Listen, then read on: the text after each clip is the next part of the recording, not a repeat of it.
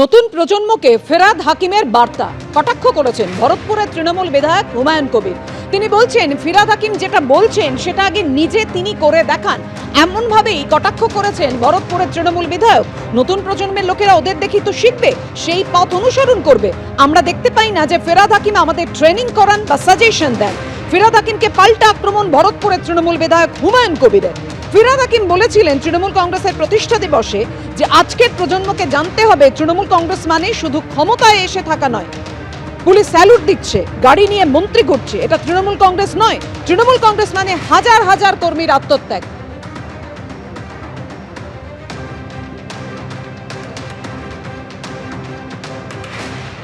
ফিরাদ হাকিমের এই মন্তব্যকেই কটাক্ষ করে ভরতপুরের তৃণমূল বিধায়ক কি বলেছেন দেখুন।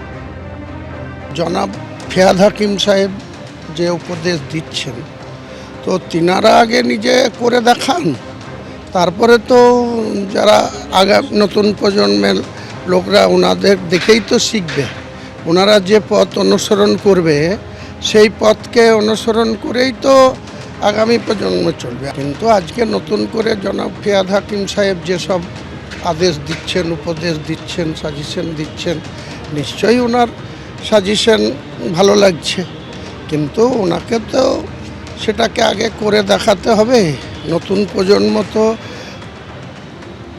সিনিয়র লিডারদের দেখে না, হ্যাঁ সেটা উনি ভালো বলতে পারবেন যে উনি করেন কি করেন না, কারণ আমরা দেখতে পাই না যে সেইভাবে জনাব ফিরাদ হাকিম সাহেব আমাদের নিয়ে যে ট্রেনিং করানো বা কোনো সাজেশন দেওয়া বা কোনো সেমিনার করা। আপনারা শুনলেন হুমায়ুন কবির বলছেন ফিরাদ হাকিম যে কথা বলছেন তৃণমূল কংগ্রেসের প্রতিষ্ঠা দিবসে নতুন প্রজন্মের সামনে যে তিনি তুলে ধরছেন সেটা তো আগে নিজেকে অনুসরণ করতে হবে। ফিরাদ হাকিম ঠিক কি বলেছিলেন এবার রাখবেন। আজকে জেনারেশনকে জানতে হবে তৃণমূল কংগ্রেস মানে শুধু পাওয়ারে এলাম, পাওয়ারে থাকলাম, পুলিশ স্যালুট দিচ্ছে, গাড়ি নিয়ে মন্ত্রীরা ঘুরছে, যারা পদাধিকারী তাদের পেছনেও মানুষ সাহায্যের জন্য ঘুরে বেড়াচ্ছে। একটা তৃণমূল নেতা হাঁটলে তার পেছনে এমনিতেই 100টা মানুষ ঘুরে বেড়াচ্ছে। তৃণমূল কংগ্রেস মানে তা নয়। তৃণমূল কংগ্রেস মানে হাজার হাজার তৃণমূল কংগ্রেস কর্মীর আত্মত্যাগ।